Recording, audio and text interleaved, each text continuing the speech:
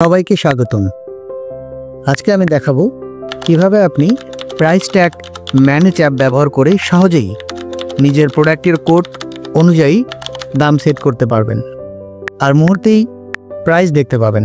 চলুন শুরু করি। আমরা এখন আছি প্লে স্টোরে বা গুগল প্লেতে। এখান থেকে আপনারা এই যে দেখতে পাচ্ছেন অনেকেই আমাদের অ্যাপটি ডাউনলোড করেছে। এখান থেকে আপনি অ্যাপটি ডাউনলোড করে ওপেনে ক্লিক করবেন।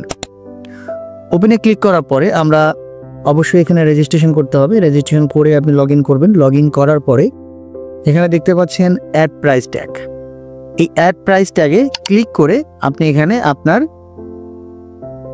নাম এবং নাম্বারটি দিয়ে দিবেন, প্রোডাক্টের নাম। যেমন আমি এখানে দিয়ে দিচ্ছি ইউ সমান হচ্ছে 6। আমি এখানে অ্যাড প্রাইস ট্যাগে ক্লিক করলাম। ইতিপূর্বে আমার দুটো অ্যাড করা ছিল, একটি হচ্ছে ইউ সমান 6, টি সমান 3 এবং এ সমান 2।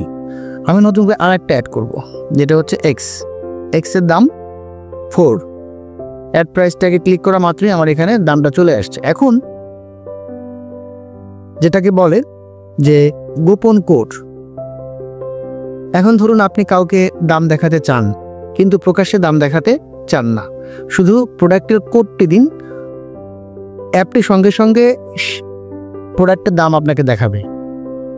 ওকে, তাহলে আমরা কি করবো, এবার আমরা হোম পেজে চলে যাব, অথবা আমরা লিস্টটিকে আরেকবার দেখে নিই। আমাদের এখানে ইউ সমান 6, এক্স সমান 4, টি সমান 3, এ সমান 2। আমরা এবার হোম পেজে ক্লিক করলাম। হোম পেজে ক্লিক করার পরে যেমন আমি কোড লিখবো, এখন ইউ, দাম চলে আসছে এক্স, আমার এখানে বা এক্স দাম চলে আসছে। আমি এখানে এ দিলে দেখেন এখন 642 টাকা। যদি আমার প্রোডাক্টের গায়ে আমরা যে ট্যাগটা অনেক সময় বসাই, আমাদের নতুন যারা ব্যবসায়ী বা হতে পারে আপনার দোকানের কর্মচারী, সে বিষয়টা মুখস্থ না যে কোনটার দাম কত, গোপন একটা কোড যেটাকে বলা হয়, যে ব্যবসায়ীরা বা দোকানদাররা এই ফিচারটি ব্যবহার করে গোপনে প্রোডাক্ট প্রাইস জেনে রাখতে পারেন।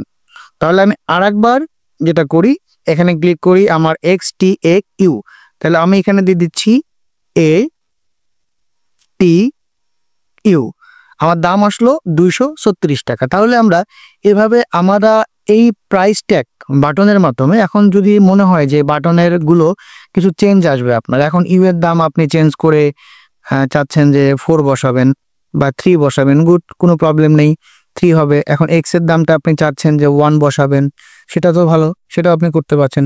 এবার মনে হচ্ছে আপনার এটাকে ডিলিট করে দেওয়া উচিত, কোনো প্রবলেম নাই, ডিলিট হয়ে যাবে স্বয়ংক্রিয়ভাবে। তাহলে আমরা আমাদের এই অ্যাপসের মাধ্যমে কি করতে পারছি, আমরা আমাদের প্রাইসগুলো বের করতে পারছি, লিস্টিংগুলো আছে এবং মন মতো আমরা এখান থেকে লিস্টিং করতে পারবো। এবং নতুন একটি ফিচার আমাদের এখানে আসছে, সরাসরি আপনি চাইলে আপনার বারকোড স্ক্যান করা এবং এই যে প্রাইস ট্যাগগুলো চাইলে এখানে লেবেল প্রিন্ট করতে পারবেন। আমরা এখানে লেবেল প্রিন্ট করা একটা অপশন আগামীতে নিয়ে আসছি। আমি আশা করছি আমাদের এই প্রাইস ট্যাগ ম্যানেজার অ্যাপের মাধ্যমে আপনারা খুব সহজভাবে আপনাদের এই প্রাইজিং এর ব্যাপারগুলো খুব ভালোভাবে রাখতে পারবেন। ধন্যবাদ।